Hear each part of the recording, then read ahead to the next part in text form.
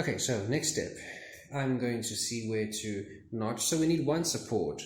We're going to have 3 doors, 1 support. I'm just going to try and figure out where it's going to sit now. It's quite easy. Easy, so I thought. I'm going to tape measure from the bottom to see what the total is, divided by 3. So I've got 3 marks, and then it's going to go on the 3rd mark. We want the double doors to be on the left and the single door be on the right.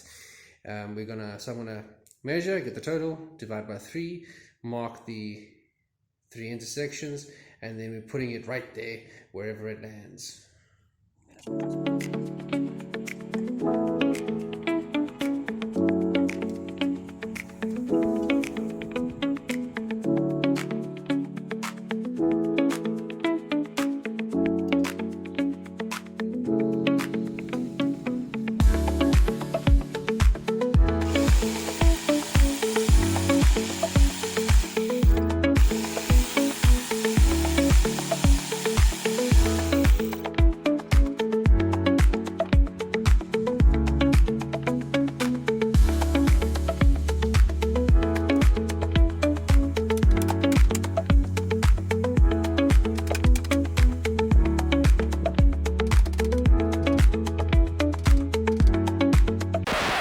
Okay, we've got our notch. You can see it over here.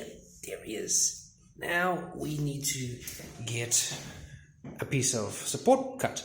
So I'm going to measure now from the top to the bottom. It's going to be from the tile, the very floor, all the way to the top. And in the top I'm going to leave a little extra.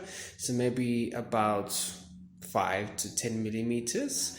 And then we'll notch out that top support to cater for that. I don't want to go halfway in with a notch on the top, just a slight one, because we're going to have another one on top there for the doors on the top. So we want to keep the structural integrity of that bar. We don't want to mess with that. So we're going to do a little tiny notch at the top, but the bottom's already done, so we're just going to measure now our support beam.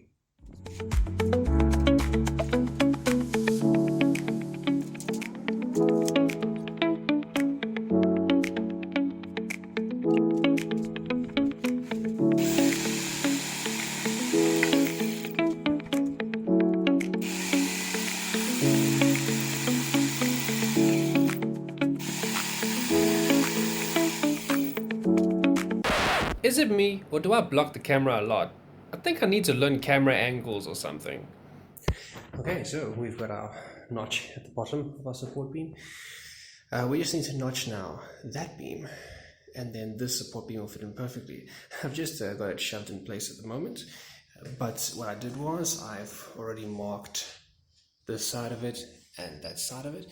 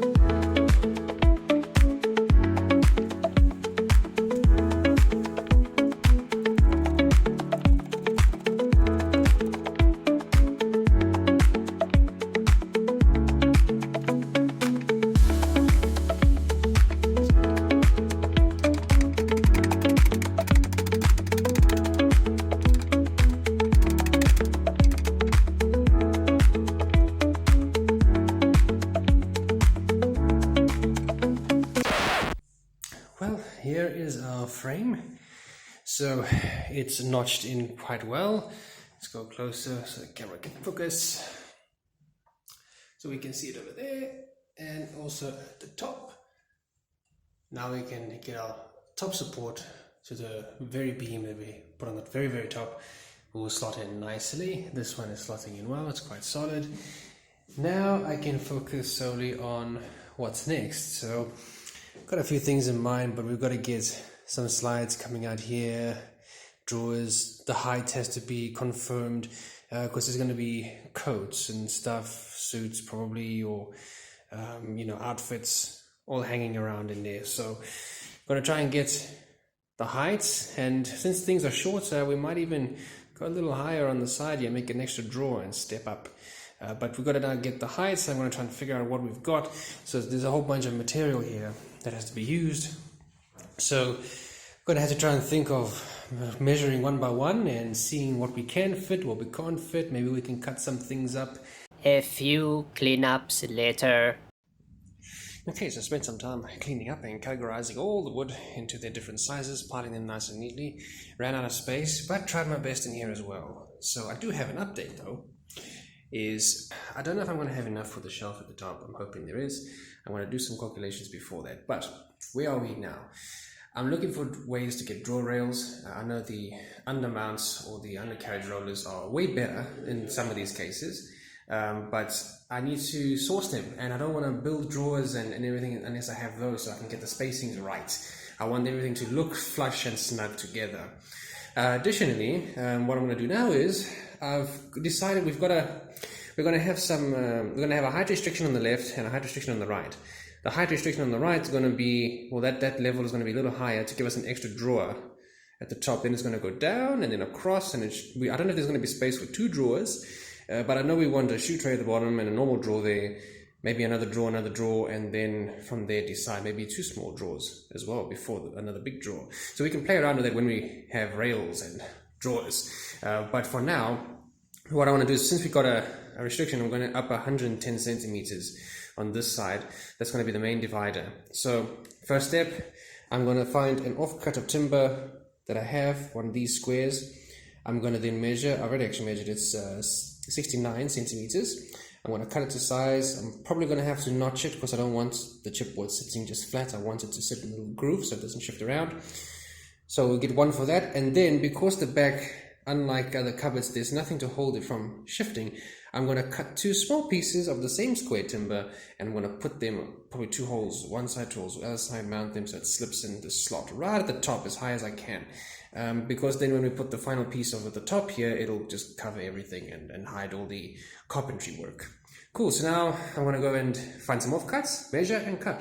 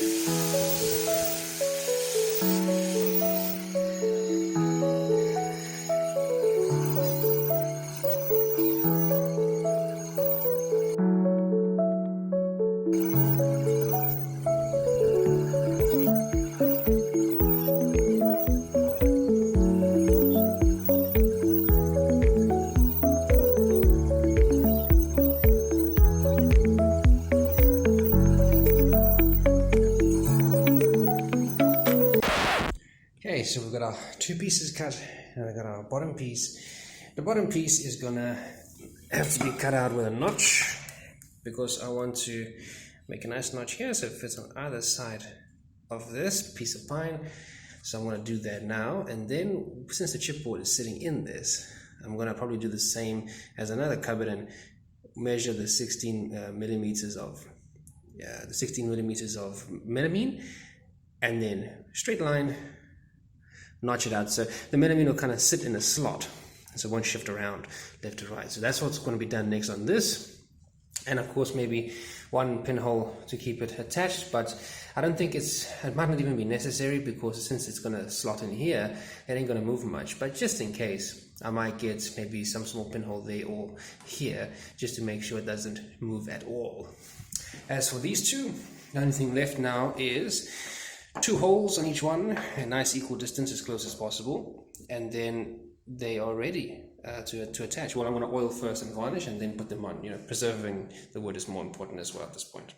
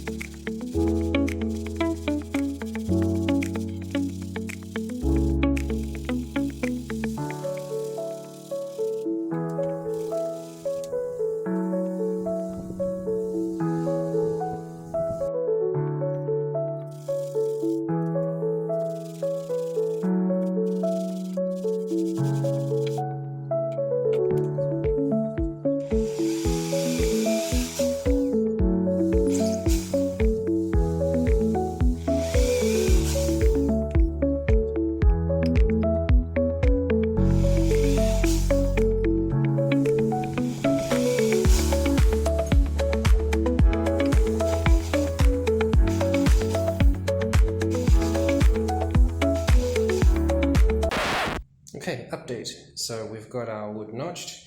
It fits in just right, which is great. We've got our two pieces that are going to hold our melamine board straight. So everything is starting to come together. Now we're going to try and figure out the melamine part.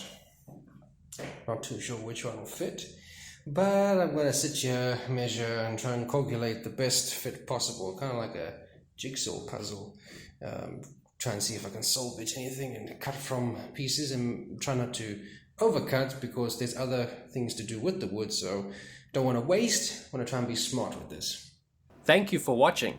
Like and subscribe to see how this project progresses.